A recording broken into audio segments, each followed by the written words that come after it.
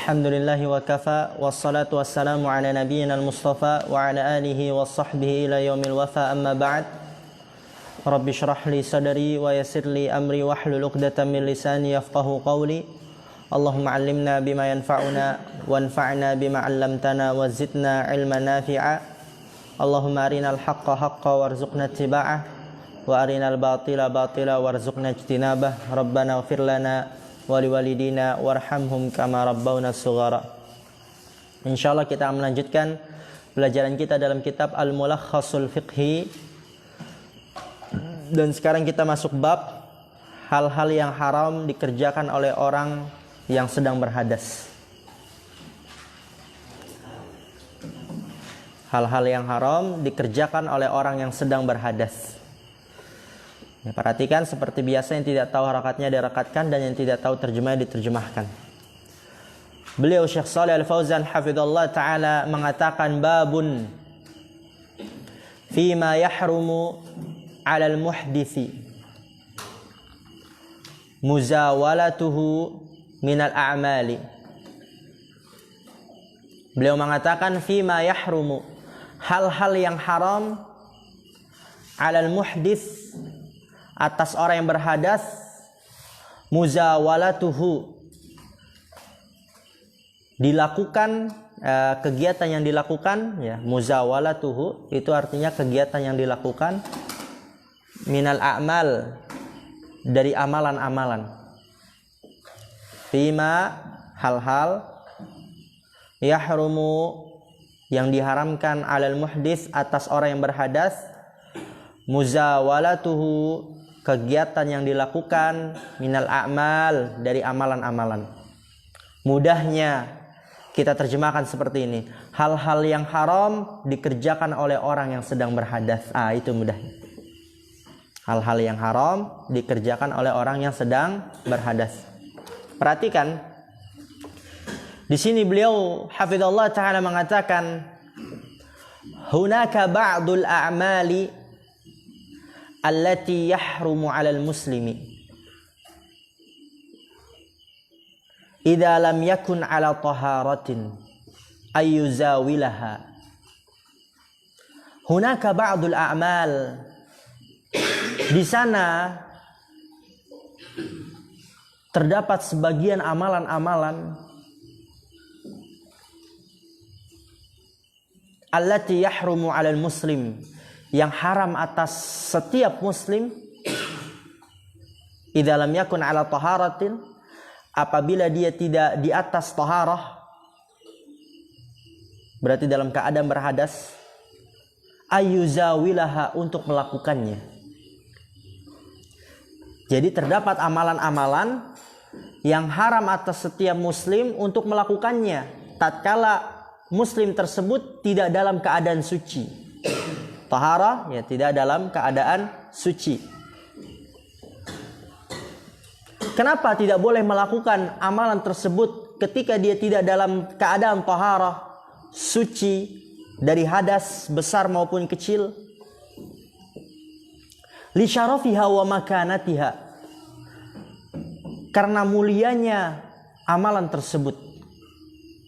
Wa makanatiha, dan mulianya pula kedudukan amalan tersebut. Ya, mulianya amalan tersebut dan tingginya kedudukan amalan tersebut. Wa hadhil a'malu nubayyinuha laka bi adillatiha. Wa hadhil a'malu, dan amalan-amalan ini, nubayyinuha, kita akan menjelaskannya, laka, untukmu, bi adillatiha, beserta dengan dalil-dalilnya.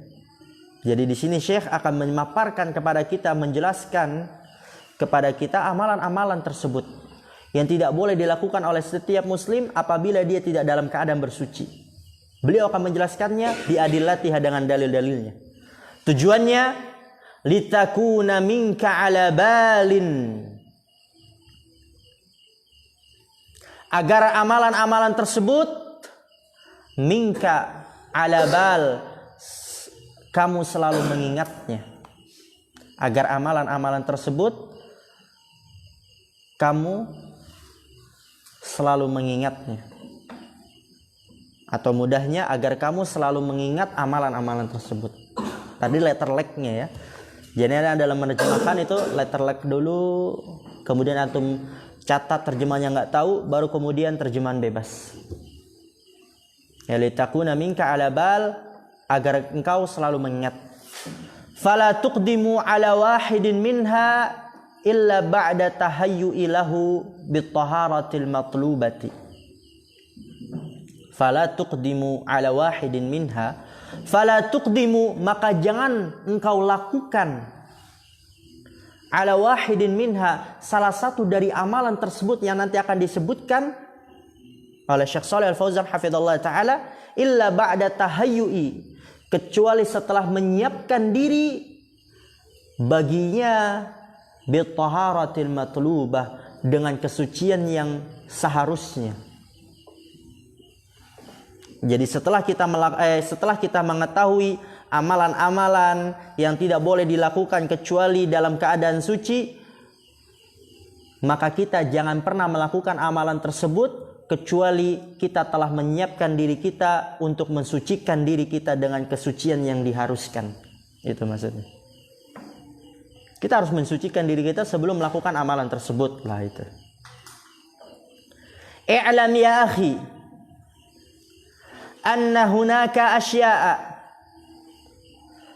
tahrumu 'ala al-muhditsi sawa'un kana hadatsuhu akbara aw asghara, wa hunaka asya'a yahtassu tahrimuha biman huwa muhditsun hadatsan akbara. Perhatikan, i'lam ya akhi, ketahuilah wahai saudaraku. Di sini menggunakan kata i'lam karena saking pentingnya nih. Karena kalau kita melakukan amalan tersebut kemudian kita tidak dalam keadaan bersuci alias dalam keadaan hadas besar ataupun kecil, kita jatuh dalam kekeliruan. Salah kita. Oleh karena itu ketahuilah, pelajarilah anna hunaka asya'a, bahwasanya di sana terdapat sesuatu tahrumu 'alal muhdits, yang haram atas orang yang berhadas. Sawa'un kana hadatsuhu akbara aw asghara, sama saja baik hadasnya itu besar ataupun kecil. Haram dilakukan oleh orang yang berhadas melakukan amalan-amalan yang nanti akan disebutkan oleh pensyarah atau penulis hafizallahu taala. Baik hadas besar maupun hadas kecil.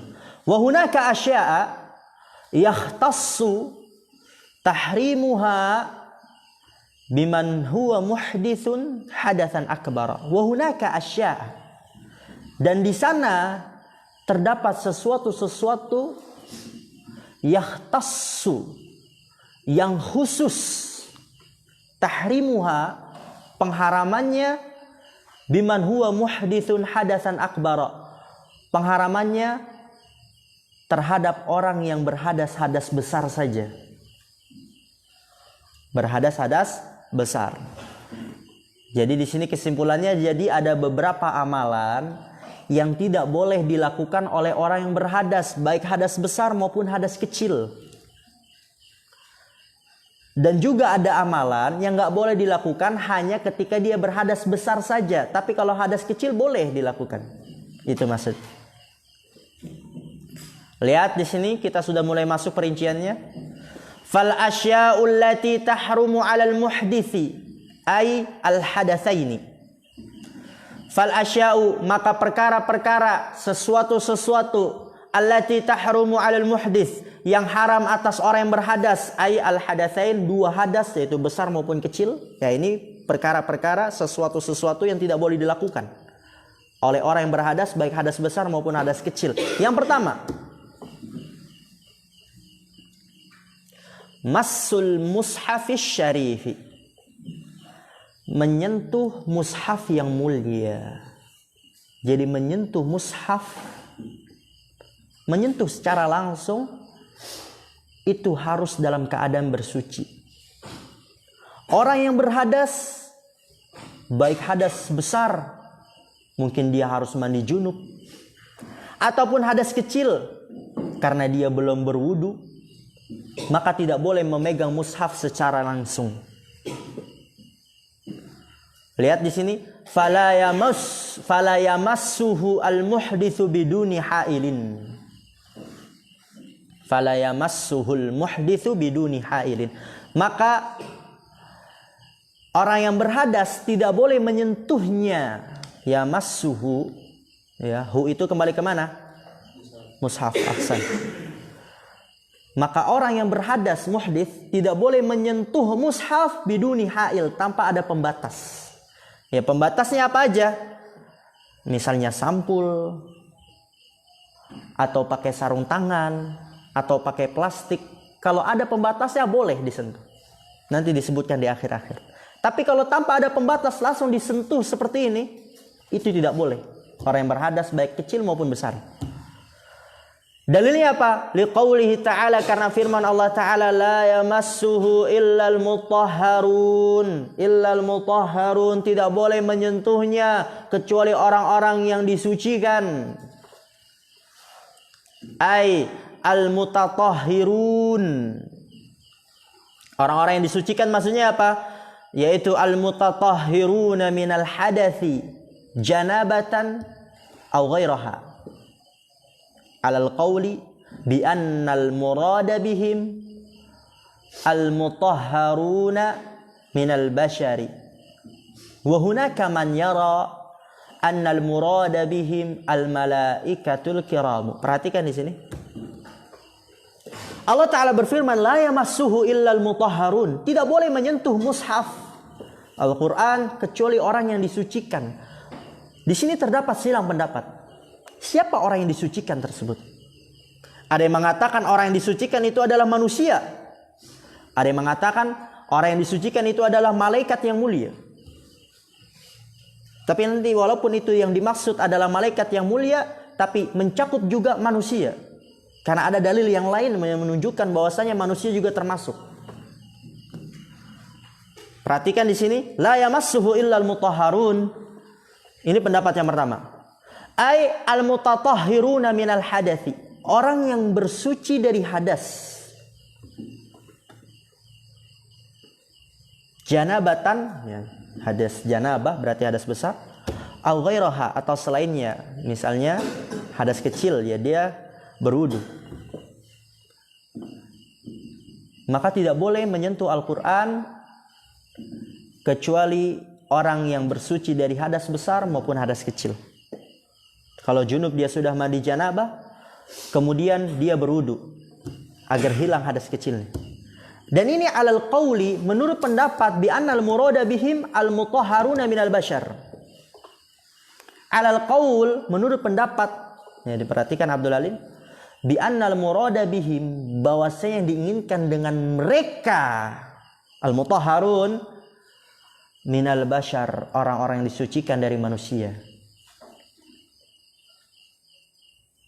Jadi kalau pendapat yang pertama, la yamassuhu illal mutahharun, tidak boleh menyentuh Al-Quran atau tidak ada yang menyentuh Al-Quran kecuali orang-orang yang disucikan, yaitu dari kalangan manusia. Maksudnya apa disucikan manusia? Yaitu dia mensucikan dirinya dari hadas besar maupun hadas kecil. Itu kalau ingin memegang mushaf. Wa hunaka man yara annal murada bihim al malaikatul kiram.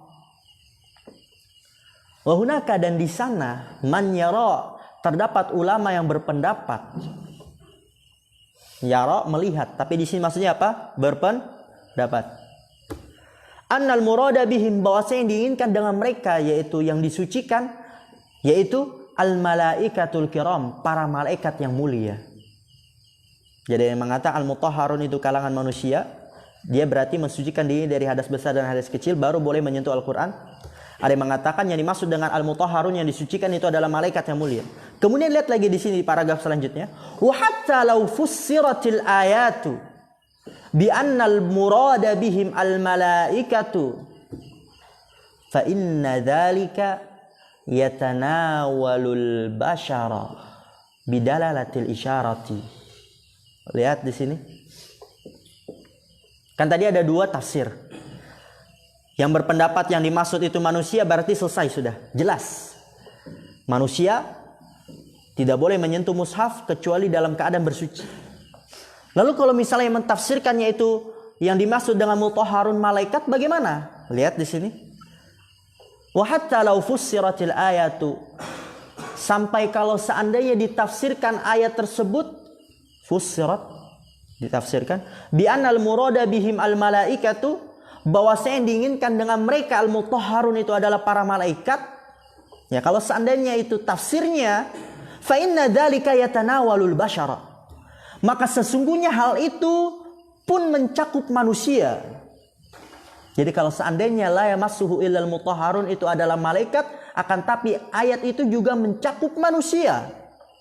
Dengan dalil apa? Bidalalatil isyarah, dengan dalil pengisyaratan. Mana dalilnya? Yaitu wa kama warada fil kitabil ladzi katabahu ar-rasul sallallahu alaihi wasallam ila ahli al-Yaman. Ila ahli al-Yamani min hadithi Amr bin Hazm qauluhu la yamassul qur'ana illa tahirun, masuk dalam keadaannya manusia, mencakup juga manusia. Rawahu an-Nasa'i wa ghairuhu muttasilan. Lihat di sini. Yaitu dalil yang mengisyaratkan bahwasannya manusia juga tercakup dalam hal itu. Yaitu kama warada fil kitab, sebagaimana yang datang di dalam sebuah kitab yang ditulis oleh Rasulullah, alladzi katabahu rasul, kitab yang ditulis oleh Rasulullah ila ahli Yaman, kepada penduduk Yaman. Jadi Rasulullah menulis sebuah kitab kumpulan lembaran-lembaran untuk ahli Yaman, penduduk Yaman. Dari hadis Amr bin Hazm, qauluhu sallallahu alaihi wasallam, beliau mengatakan la yamassul qur'ana illa tahirun, tidak ada yang menyentuh Al-Qur'an kecuali yang suci. Maka di situ mencakup apa? Manusia. Jadi Rasulullah kan mengirim sebuah surat ke penduduk Yaman. Penduduk Yaman manusia. Berarti di sini yang dimaksud juga manusia pula.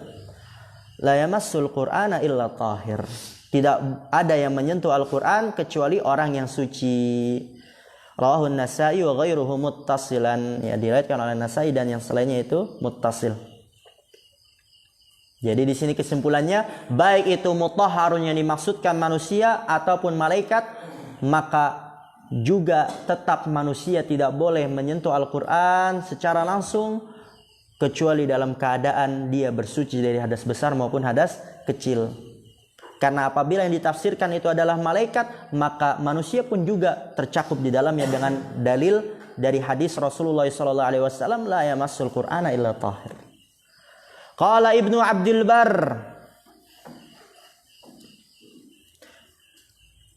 innahu ashbahal mutawatira litalaqqin nasi lahu bil qabuli. Lihat di sini. Berkata Ibnu Abdul Bar, innahu ashbahal mutawatira, sesungguhnya hadis tersebut menyerupai hadis mutawatir. Ya, hadis mutawatir itu yang banyak sanadnya dari perawi-perawi yang lain. Karena saking banyaknya sehingga juga semakin yakinlah akan adanya hadis tersebut. Akan benar ya Rasulullah mengatakan perkataan tersebut. Jadi di sini kata Ibnu Abdul Bar, ashbahal mutawatir. Hadis tersebut menyerupai mutawatir. Nanti itu antum pelajari insyaallah di mustalah hadis ya. Ada hadis mutawatir, munqati, marfu, mauquf dan yang sebagainya. Litalaqqin nasi lahu bil qabul, karena manusia menjumpainya bil qabul, dengan penerimaan. Itu letter luck-nya ya. Litalaqqi an-nasi, karena manusia menjumpainya bil qabul, dengan penerimaan. Ya mudahnya karena manusia menerimanya, udah itu aja. Benar gak? Karena manusia menerimanya. Qala Syekhul Islami an man'i massil mushafi li ghairil mutatahhiri huwa madhhabul a'immatil arba'ah.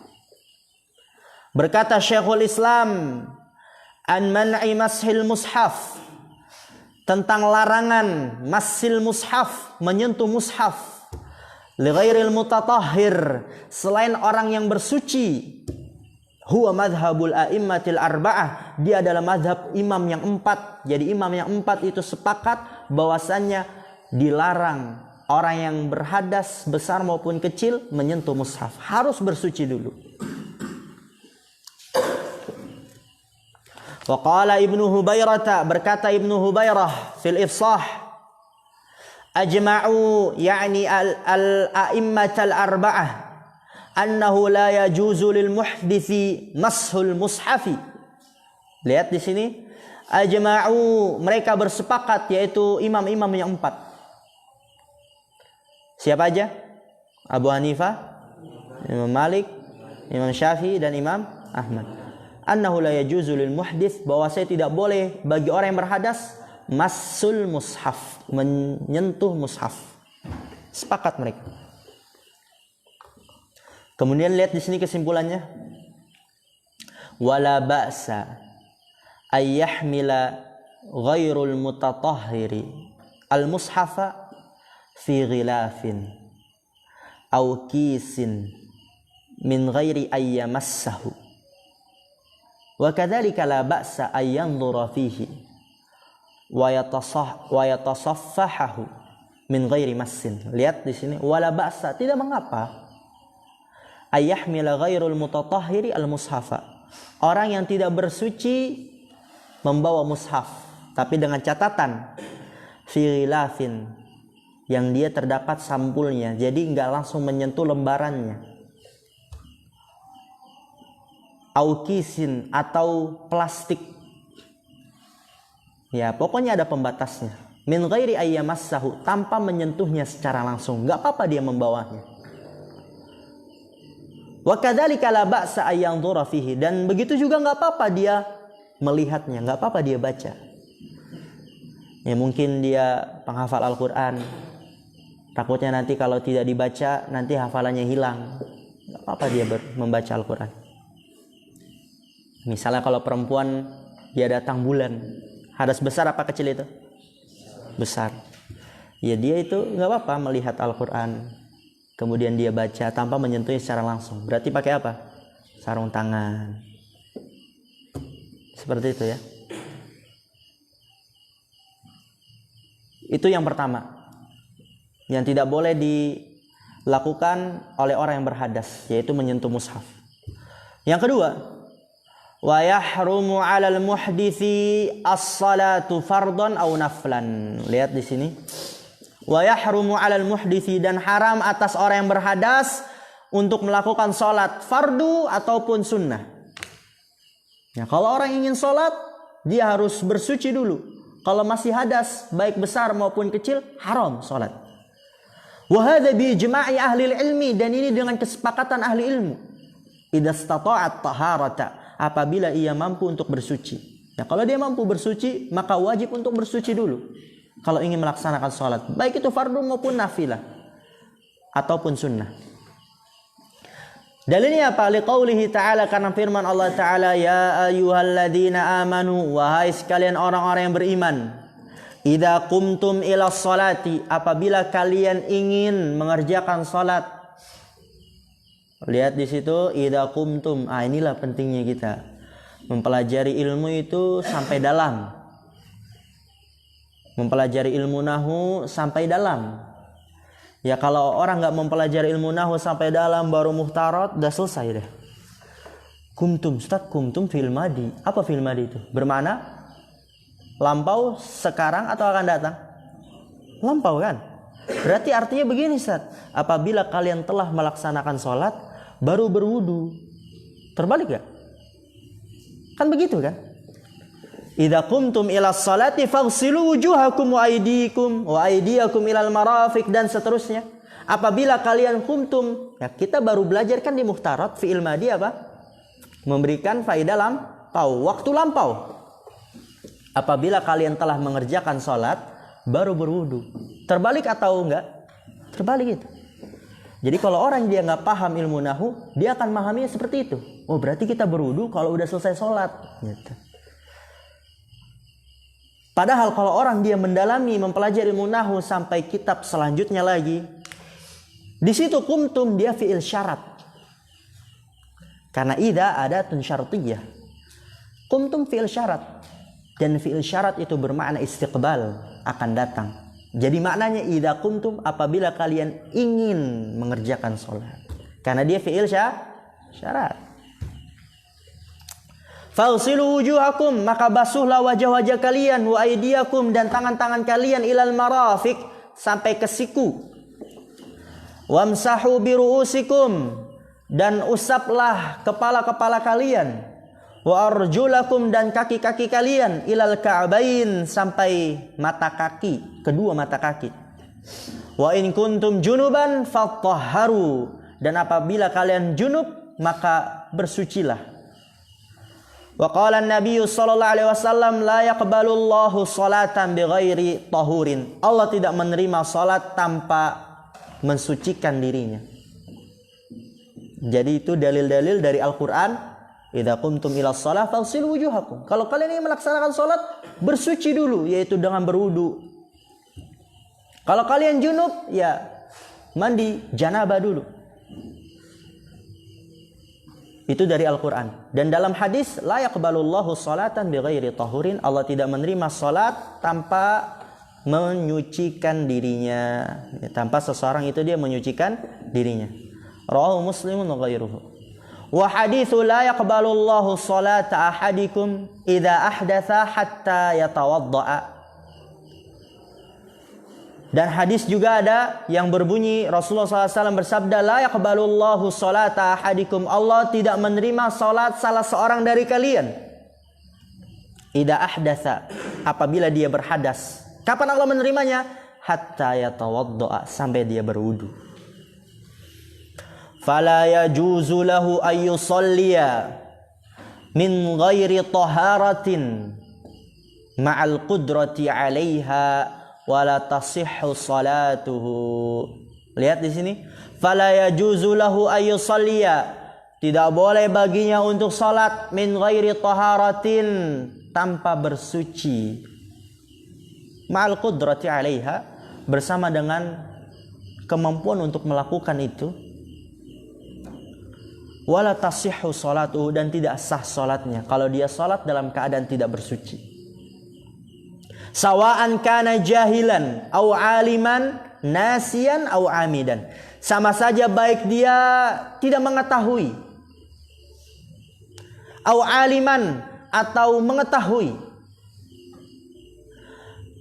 nasiyan, atau dia lupa, au amidan, atau dia sengaja.